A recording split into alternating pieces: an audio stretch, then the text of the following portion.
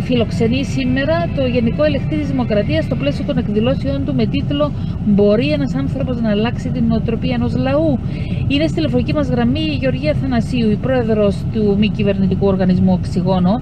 Κυρία Αθανασίου, καλημέρα σας. Καλή εβδομάδα. Καλημέρα. Επίσης, καλή εβδομάδα. Ευχαριστώ για τη φιλοξενία. Εσείς τι λέτε, μπορεί ένας άνθρωπος να αλλάξει την νοοτροπία ενός λαού, κυρία Αθανασίου? Θα απαντήσω στο ερώτημα σας επικαλούμενοι τα λόγια του Γενικού Εισαγγελέα της Δημοκρατίας, ο οποίος ήταν φιλοξενούμενος στην προηγούμενη μας εκδήλωση, ο οποίος είχε πει ότι σίγουρα ένας άνθρωπος από μόνος του, όσο σωστός και να είναι, δεν μπορεί να αλλάξει νοοτροπίες.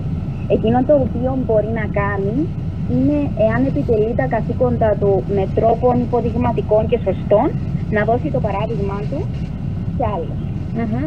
Και σήμερα είναι η εκδήλωση. Πού θα γίνει, τι ώρα? Μάλιστα. Η εκδήλωση μας θα πραγματοποιηθεί απόψε στην αίθουσα Β108 του κτηρίου συγκλήτου Αναστάσιος Γ. Λεβέντη στην Πανεπιστημιούπολη στις 7 το βράδυ.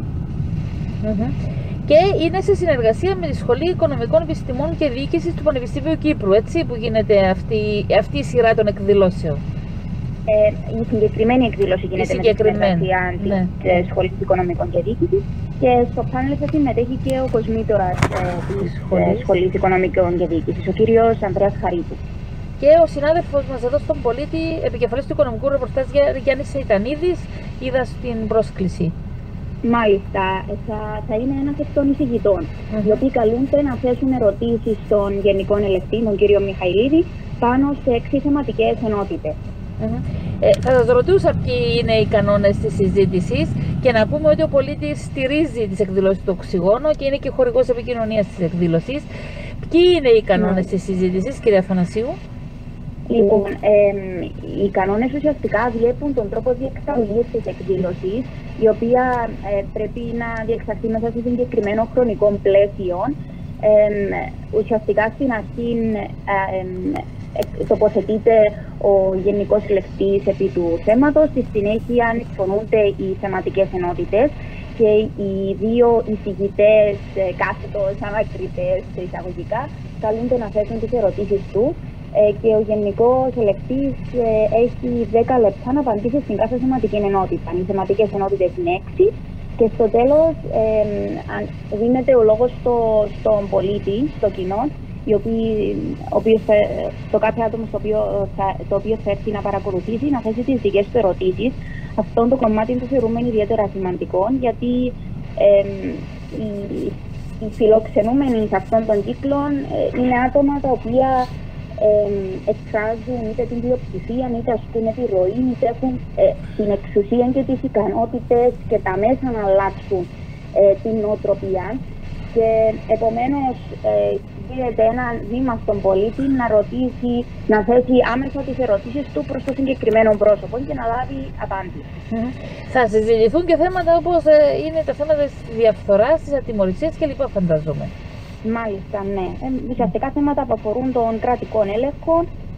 Θα εξετάσουμε θέματα που σχετίζονται με την αποτελεσματική διακυβέρνηση στη βάση των κρατικών ελεκτρικών μηχανισμών, το σεβασμό προς τους δημόσιους αξιωματούχους, θέματα διαφθοράς κλπ. Ωραία. Να πούμε και για τη διάρκεια.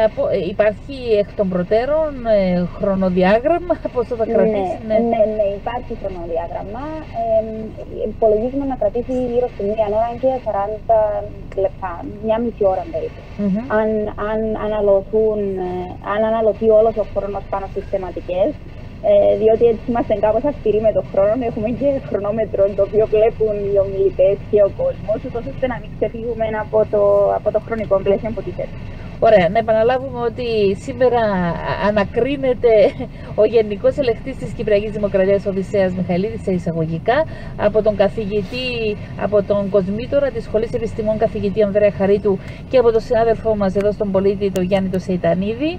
Είναι μια διοργάνωση, μια εκδήλωση του μη κυβερνητικού οργανισμού Οξυγόνο, που στηρίζει και είναι χορηγός επικοινωνίας ο Πολίτης. Να ξαναπούμε την ώρα και το πού, κυρία Αθανασίου. Μάλιστα. Όπως είπαμε, είναι στις 7 το βράδυ στην αίθουσα Β108 του κτηρίου συγκλήτου Αναστάσιος Γ. Λεβέντη στην Πανεπιστημιούπολη.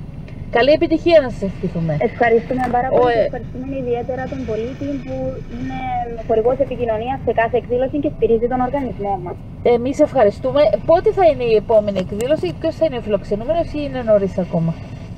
Εντάξει, η επόμενη εκδήλωση προγραμματίζεται το Σεπτέμβριο. Ακόμα δεν έχουμε καταληφθεί στον ομιλητή, αλλά θα σας ενημερώσουμε μόλις αποφασιστεί. Ευχαριστούμε πολύ, κύριε Αθανασίου. Καλημέρα. Καλή συνέχεια. Ευχαριστούμε. Τελειώσαμε, κυρίες και κύριοι. Θα τα ξαναπούμε αύριο το πρωί 6 ώρα.